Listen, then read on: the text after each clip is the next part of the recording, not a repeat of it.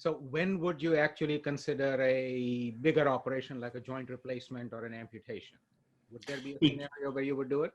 Yeah, joint replacement, usually when I feel like the pain is not just tumor related, but they've had a lot of mechanical pain from the joint destruction that you're seeing on the X-ray and the MRI. Amputation, I found to be very rare in this situation.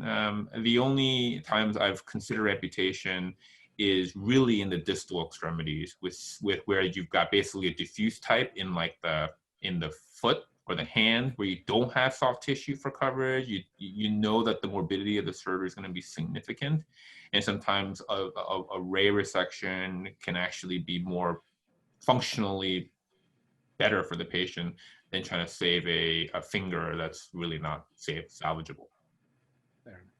Dr. Kim, a question for you. For those patients with, let's say, that metatarsal primary, surgery there is also very difficult. The functional outcomes from that can't be very good. Yeah. So your question is, do we do surgery on those, or?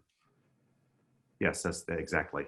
Yeah, the localized types for those, for sure. On the diffuse type, however, I think it's very difficult sometimes to do, like, you know, a plantar, volar, plantar and dorsal resection, trying to get all the gross tissue out, because you end up with very, very significant scarring at the end of it. You can also have a lot of joint destruction and a lot of bony destruction, and then trying to do a bony reconstruction in some of those locations to allow for a good functional outcome can also be difficult.